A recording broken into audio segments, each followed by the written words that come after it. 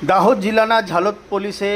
રાજસ્થાનને જોડતી ધાવડિયા ચેકપોસ્ટ ઉપર બાતમીના આધારે ટ્રકમાં કોલસાના થેલીના આડમાં છુપાવેલા 29.97 લાખ રૂપિયાના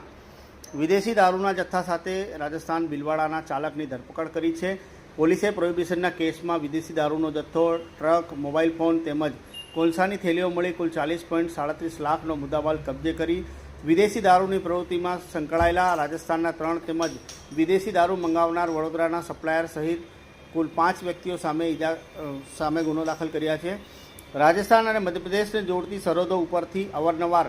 બુટલેગર તત્વો પોલીસની આંખોમાં ધૂળ નાખી વિદેશી દારૂની હેરફેર કરવા માટે અવનવા કિમિયા અજમાવતા હોય છે, પરંતુ પોલીસ બાતમીદારોના નેટવર્ક થકી બુટલેગરોના મનસૂબા ઉપર પાણી ફેરવતી હોય છે. તેવો જ કિસ્સો ઝાલોદ નજીક રાજસ્થાનને જોડતી ધાવડિયા ચેકપોસ્ટ ઉપર બનવા પામ્યો છે, જેમાં પેટ્રોલિંગમાં નીકળેલી રાજસ્થાન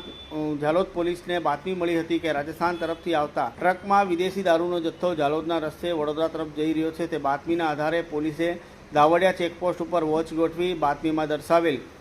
રાજસ્થાન પાસિંગની નંબરની ટ્રકને ઊભી રખાવી ટ્રકના ચાલક રાજેન્દ્ર મોતીલાલ રાવત બાગમતી આસોદ ભીલવાડાની અટકાયત કરી ટ્રકની તલાશી લીધી હતી. જે દરમિયાન ટ્રકમાં કોલસાના થેલીઓની આડમાં છુપાવેલા અલગ અલગ બ્રાન્ડના વિદેશી દારૂની 534 પેટીઓમાં કુલ 29.97 લાખ રૂપિયાનો વિદેશી દારૂ, 25,000 રૂપિયા કિંમતની કોલસાની થેલીઓ, 15,000 રૂપિયાનો મોબાઈલ ફોન મળી કુલ 40.37 લાખનો મુદ્દામાલ મળી આવતા પોલીસે ઉપરોક્ત પ્રોહિબિશનના બનાવમાં ચાલક તેમજ રાજસ્થાનથી વિદેશી દારૂનો માલ ભરી આપનાર બાબુ નંદા રાવત આસોદ ભીલવાડા, નારાયણ કેશવજી ગુજર મોહલ્લા જગકૃપા ભીલવાડા તેમજ વિદેશી દારૂ મંગાવનાર વડોદરાના સપ્લાયર સહિત કુલ 5 ઇસમો સામે ગુનો દાખલ કરી આગળની કાર્યવાહી હાથ ધરી છે.